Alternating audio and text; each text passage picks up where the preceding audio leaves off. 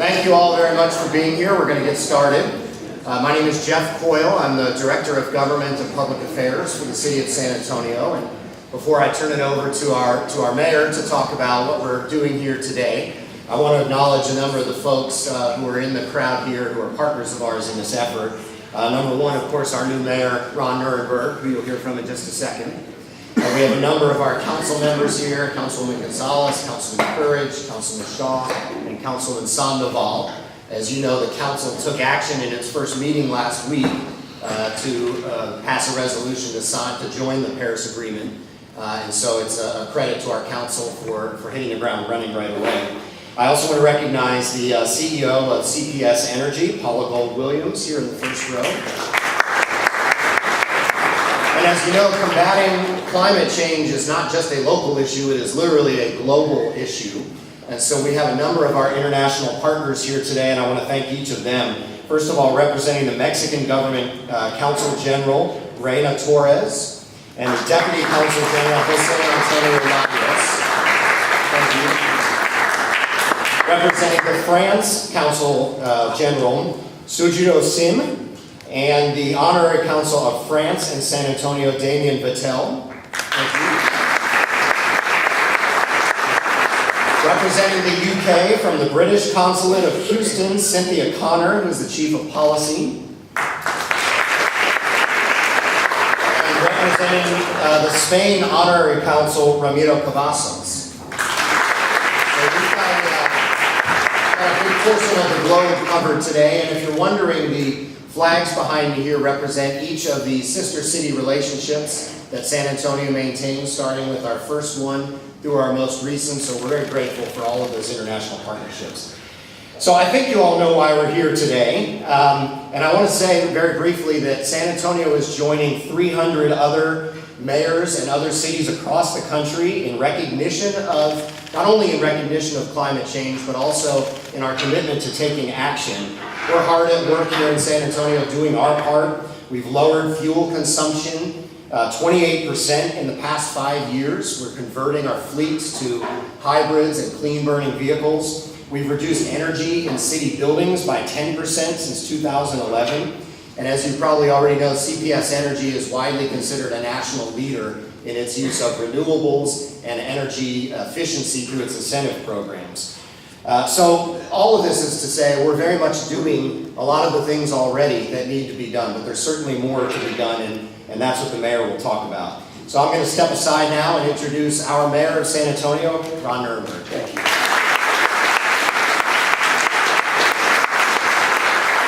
Good morning. Thank you all for being here. I will say that I imagined this day maybe 2 or 3 years ago, and it's almost surreal, but it's very gratifying to be here. And I want to certainly thank my council colleagues, Ana Sandoval in District 7, Councilman Cruz Shaw, District 2, Councilwoman Shirley Gonzales, District 5, and Councilman John Courage in District 9 for being here. The council made a bold step on our first day in office together last Thursday to recognize the importance that San Antonio plays in the world with regard to keeping our climate clean and preparing ourselves for the change that's happening to the climate. It was a bold step because we know that unfortunately environmental issues become political issues very quickly. But this council made a statement by telling our community, telling each other, telling our constituents, and telling our families that when it comes to science, when it comes to environmental issues and economic issues, we will do what's right, even if the politics isn't easy. So thank you to you all for supporting this. And thank you, Jeff, for the introduction, and for all of the people who took some time out of their days to be here. It's an honor to be with you all, environmental advocates, business leaders, as one of my first duties in office in signing this resolution in support of the Paris Climate Agreement and the Mayor's National Climate Action Agenda that was approved last week. Together, these actions show San Antonio's commitment to a sustainable and business-friendly future, rooted in values that protect public health and ensure the security of our military installations. As community leaders, it's our duty to work together to develop actions and policies that will ensure the resilience of our city. The Paris Climate Action Agreement is a pledge within the United Nations Framework Convention on Climate Change addressing greenhouse gas emissions, mitigation, adoption, and finance. The agreement began with 196 representatives in the 21st Conference of Parties in Paris and was adopted by consensus on December 12, 2015. Currently, 195 United Nations members have signed the agreement and 148 have ratified it, which represents more than 80% of the world's greenhouse gas emissions. We recognize that the changing climate has tremendous implications for the livability, competitiveness, and resilience of our communities. Local governments have played a major role to play in advocating for both federal legislation and international cooperation. So together with the Office of Sustainability and Metro Health, and with business partners all around this community, we are committed to reducing greenhouse gas emissions through the SA Tomorrow Sustainability Plan to provide a safe and healthy environment and a strong economy for our San Antonio residents. And so I'm very excited to be here today with so many people from different industries, different organizations, different parts of our city to announce the signing, to ceremonially sign this resolution, but also to show that this is not just talk for San Antonio. We're getting started. There is action today. And by working with CPS Energy and UTSA, we explore the potential benefits and costs of adopting policies and programs that promote the long-term goal of reducing greenhouse gas emissions while maximizing economic and social benefits. I champion this partnership, as do my colleagues, as it puts San Antonio exactly where it needs to be, leading the fight to prepare our communities for climate change. So, let's be clear. Environmental issues and economic issues go hand in hand. Let's not give in to the false choices that make us decide one or the other. We understand that here in San Antonio. Climate preparedness means a stronger economy. It means creating jobs. It means resilience for our community. And it means we get to leave a better city for future generations. So it's my great honor to introduce now the CPS Energy President and CEO, Paula Gold-Williams, who has an exciting and unprecedented announcement to make about our partnership. Paula?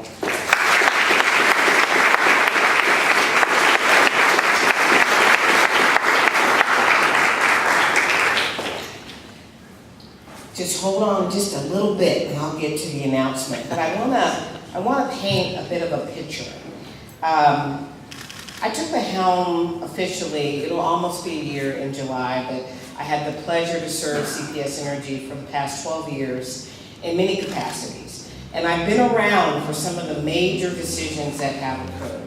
But a lot of things have centered around our beliefs, and our beliefs in what we call our foundation, our people first perspective. And the focus is, we want to make sure that the things we do are appropriate for our customers. We serve through our engaged employees, and we do what's best for our community and our community at large. We've been on a mission to do the right thing for a very long time.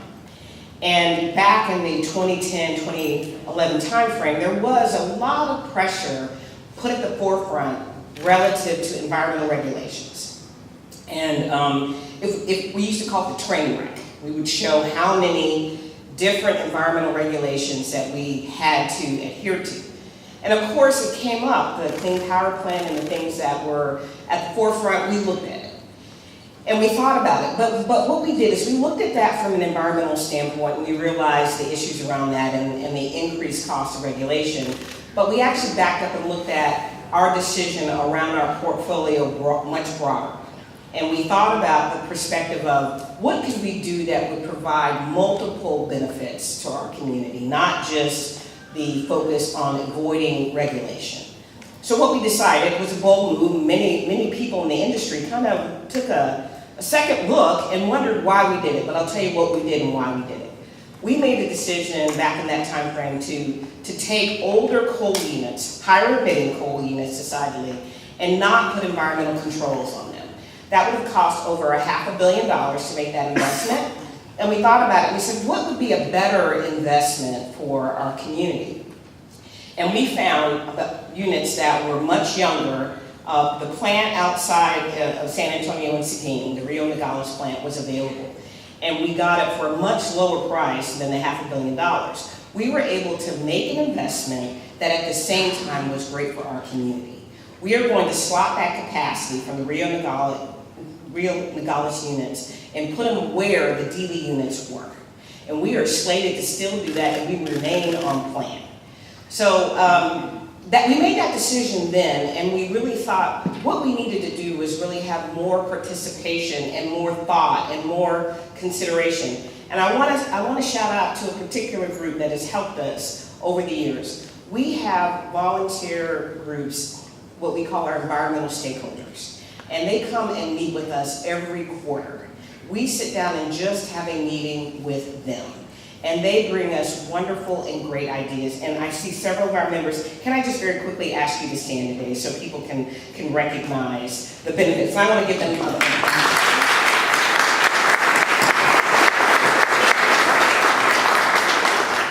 The significance of that is it's important to listen to your community and really take an input. Not all the great ideas come from within. They actually come collectively from many people thinking about many things and bringing them to the forefront.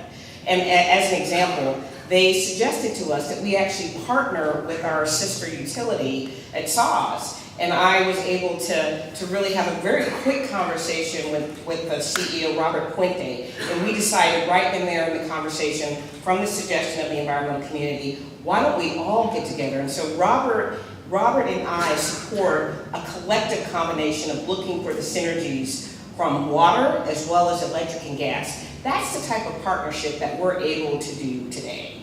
And we are excited that now, while we do a lot of things, we look at ideology, we look at regulation, and we look at economics, and we look at overall collectiveness. Now we can participate under the leadership of our new mayor and the new council, reconstituted. We could do something exceptionally wonderful relative to making things great for our community. Now, here's where the excitement is.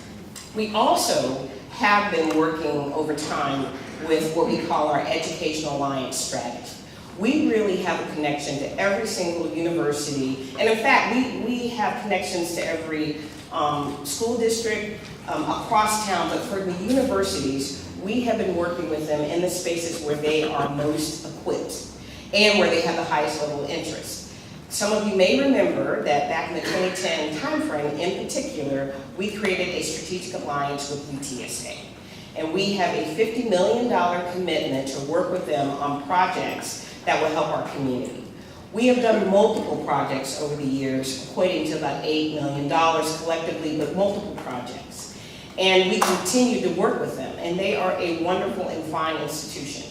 What I have talked to President Reyes about, and he is extremely excited, is we are going to create a new project where we look at the environmental conditions and do a base case, a setting of where we are today relative to our community and our current environmental position. We will look at the implications from our plants. We've been working to reduce emissions, and that's good, but we'll also look at car emissions and look at where we can have better opportunities to make improvements all across our community. We are extremely excited and extremely positive and assured that we are going to be able to bring something back to this community that will let us launch into even bigger and better projects for what we're going to do.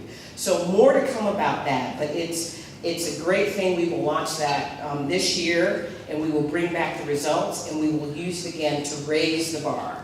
We feel, CPS Energy feels, that our community deserves the very best.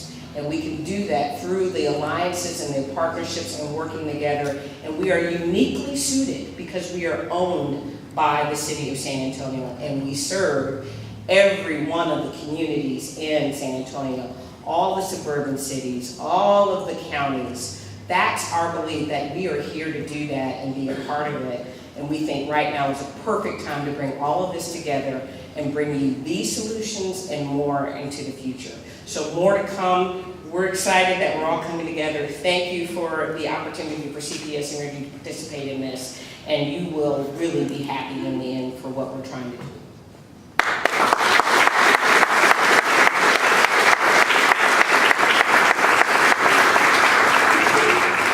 I do want to acknowledge our CEO and President of San Antonio Water System, also an important partner in these efforts, Robert Puente. Thank you, Robert, for being here.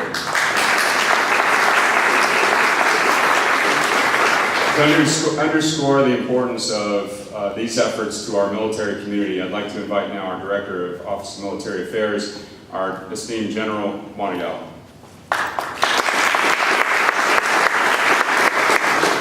Good morning. Thank you, Mr. Mayor. And I'm retired Marine Corps General, Major General Juan Ayala. I am currently the Director of the Office of Military Affairs for the great city of San Antonio. As many of you know, we are Military City, USA. And just as the military protects the citizens of our nation and San Antonio, we as a community need to protect our military presence here in the city. How do we do this? We do this by protecting our environment. You know, extreme weather patterns have threatened to close numerous United States military bases around the world. At last count, I saw that it was about 130 of them. And this is due to rising sea levels, these wildly fluctuating temperatures, and drought. And these conditions have amplified the threat of wildfires, floods. They've interrupted field training due to damaged roads, runways, buildings, and other very important infrastructure.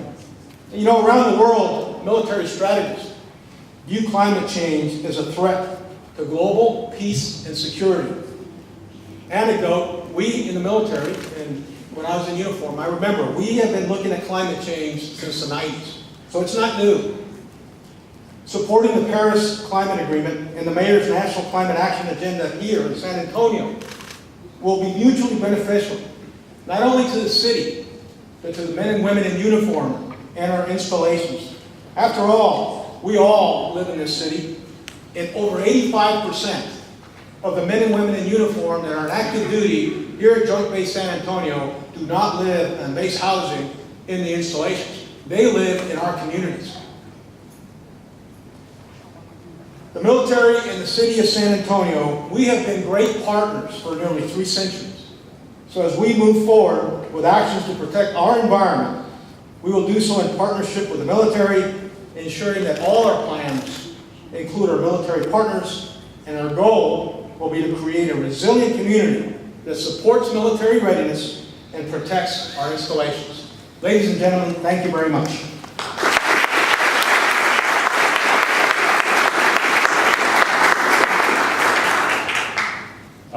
So I know all of you are excited about this new council. I think we all are.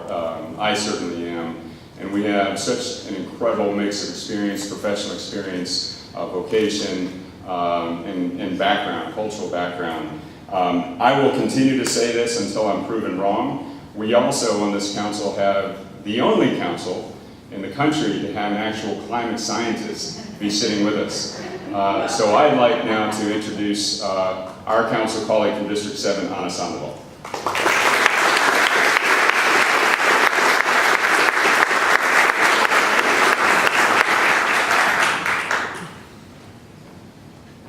Hi, good morning everybody. Thank you for being here.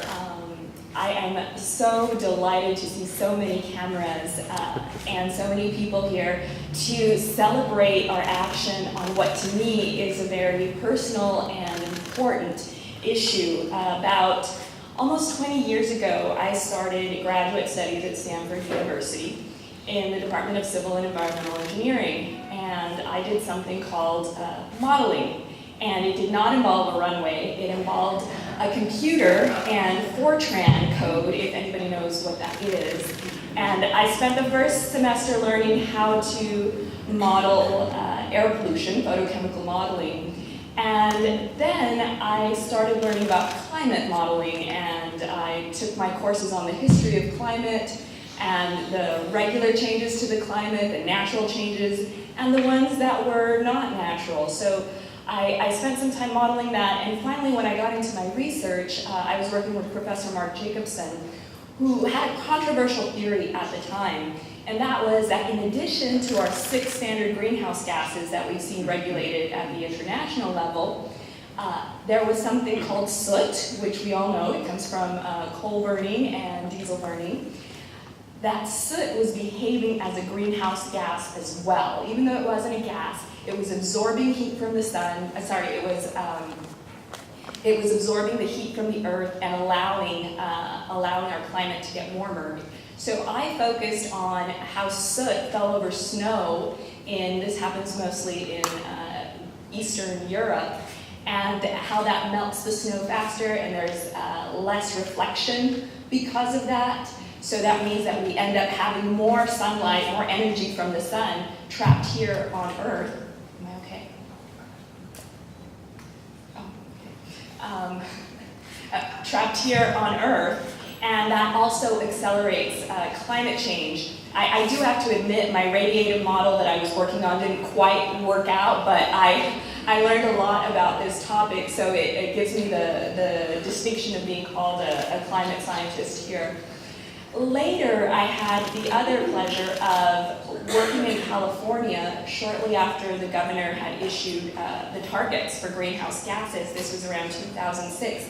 And I witnessed the catalyzation of a new economy when that happened. Myself, I got a huge promotion as a result of it, and many friends that I knew just fell into new jobs that were being created. So by adopting this resolution and this action today, this week, we are opening our doors to that new economy here in San Antonio. To people like me who had to find work in California before, we can come here now because we know this is a welcoming environment for climate protection and for climate resiliency. I want to speak a little bit to the local impacts of climate. I mentioned the other day on the dais that climate change sounds somewhat exotic. We think of polar bears who are losing their habitat and are no longer able to survive where they are, but it is also something that is very close to home, and it is changing our habitat as humans here in San Antonio. We are located in a place that's kind of a flash flood alley, and with more extreme and more frequent, more unpredictable weather patterns, we stand to experience stronger storms and more definite heat waves here in San Antonio. And we know that we're a vulnerable population. Unless you live on a hill, we are almost all vulnerable to this. And this doesn't only cost our taxpayer dollars in capital projects, your own individual dollars in repairing your homes and your foundations, but it also puts our health at risk. People who may be caught up in for safety reasons on the road, but also when it comes to heat waves, we have a huge vulnerable population who right now may not be able to maintain their home cool. And what will happen of them? We need to be resilient and consider how we will prepare them for these changes in temperatures and do what we can to mitigate those high changes in temperatures. So as the 7th largest city in the United States, and that is something we can all say proudly, we have the responsibility to act because, believe it or not, we can be leaders in the United States. And I think our mayor believes that. And we also have the responsibility both the ability and the responsibility to act. And with a partner like CPS and a utility like SAWS, I think we have almost all the tools we need to make this one of the most climate active and climate resilient cities in the United States, if not maybe a little broader than that, if not the world. So I want to paint a picture of what I see as a climate resilient city. That's a city that's a walkable community where you don't need to rely on a vehicle that runs on fuel. A city with cleaner air so that we have less asthma visits to the hospital. A city with green jobs so people like me will return home. A city that's got locally sourced foods and products with community gardens. A city that's got energy savings, and a city that's got lower utility usage. this is a great city, and as some might say, the city you deserve. So I feel that, and probably because of my personal experience with seeing how climate change can impact so many people, I don't feel climate change is a single issue. I've said this before, I think climate change is every issue. We should not address it in isolation. It should be integrated to all the decisions, into all the decisions that we make, all the investments that we make going forward, because it's not just about a molecule or a ton of greenhouse gas. It's about all these other things that I mentioned. So, climate change is a big problem, but I'm a firm believer that the best solutions are local. So I am so happy that we have a local solution and that we're moving forward with this today. So thank you very much for your time.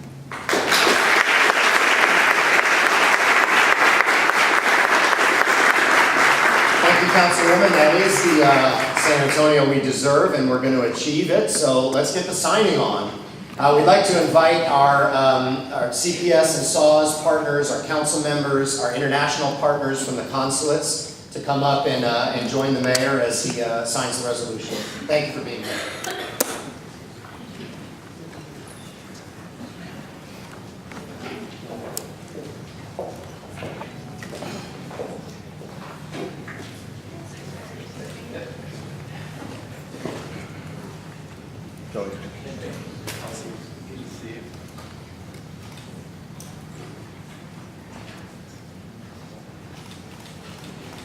I didn't mention UTSA, but if our reps from UTSA would come up too, my apologies.